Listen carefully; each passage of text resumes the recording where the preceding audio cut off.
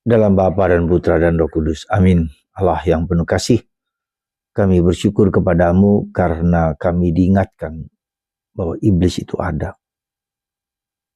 Dan kami terus digocoh, diserang, dan mau dijadikan alat hambanya. Bantu kami ya Bapa untuk menyadari kehadiran roh itu dan mengusirnya dengan kuasa Yesus.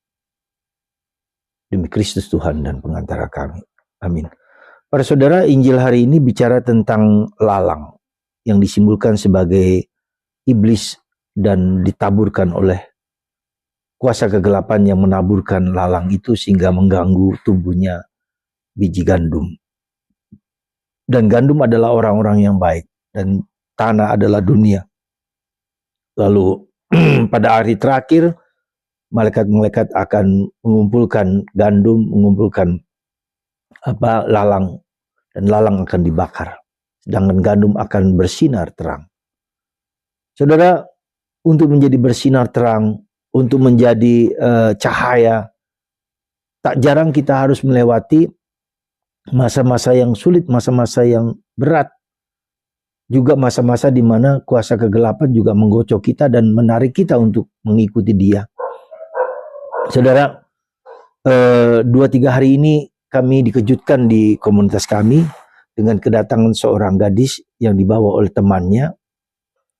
Dia kerasukan, sungguh-sungguh menurut saya kerasukan setan, ya, kerasukan iblis.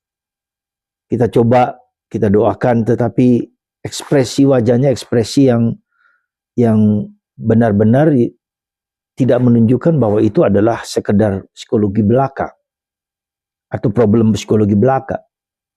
Dia ketawa, dia tersenyum, dia sinis, dan kita ajak keluar untuk kita tengking juga tidak bisa. Hanya mau tinggal, mau menjadikan gadis ini sebagai budaknya dia. Dan dikatakan aku mau menjadikan dia, aku suka dengan dia. Dan itu ternyata sudah cukup lama dialami ketika dia selalu mendengar memanggil ada suara-suara memanggil namanya. Lalu saya sebagai imam, saya juga kaget, tapi kami bersama-sama komunitas berdoa dan mendoakan, lalu memakai semua instrumen Katolik yang kita punyai, yaitu kita air suci, garam, kemudian dengan salib, skapulir, ya, kita doakan bersama, kita nyanyi doa Bapa kami Salam Maria dalam bahasa Latin, bahasa Toba, bahasa Indonesia. Memang pada akhirnya keluar, tetapi ternyata tadi malam datang lagi sekitar jam 11, ya, bukan dia yang datang tapi temannya datang bahwa dia kumat lagi. Ya, kita doakan, tetap kita doakan dengan memakai air garam, air suci, ya, dan saya belum mendengar lagi. Saudara, kalau kita lihat iblis memang sedang bekerja mati-matian untuk menghancurkan manusia, untuk menghancurkan gereja, untuk menghancurkan orang yang percaya kepada Yesus, Sang Juru Selamat, Sang Penebus, Sang Pembebas. Yang dihajar itu sebetulnya Yesus sendiri. Dan itu nampak dalam pembukaan Olimpiade di Paris baru-baru ini, ya, pelecehan, penghinaan terhadap Sakramen Maha Kudus dengan memakai atribut-atribut LGBT, ya. Dan itu sungguh-sungguh di depan publik miliaran orang melihat itu. Dan itu melukiskan tentang tokoh-tokoh perilaku-perilaku yang seksualitas, yang pornografi, dan dikritik oleh gereja Katolik terutama karena menyangkut soal sakramen Ekaristi. Jadi kita lihat demonik, ya, ekspresi demonik di mana-mana semakin menyebar. Di mana-mana saya juga bisa melihat mulai nampak. Maka apa yang harus kita lakukan adalah sungguh-sungguh kita mulai harus mulai mendekat dengan Tuhan, memberikan waktu untuk berlaku dengan Tuhan, untuk menunjukkan siapa kita itu sesungguhnya. Kita harus banyak berdoa. Kita harus berdoa pun harus berdialog dengan Tuhan, bukan hanya dengan mulut, bukan hanya dengan pikiran, bukan dengan perasaan, tapi dengan iman. Ya.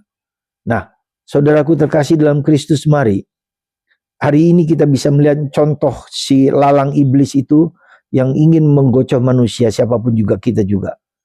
Kita tidak bisa mengalahkan iblis tanpa Yesus. Sekali lagi, kita tidak bisa mengalahkan iblis tanpa Yesus.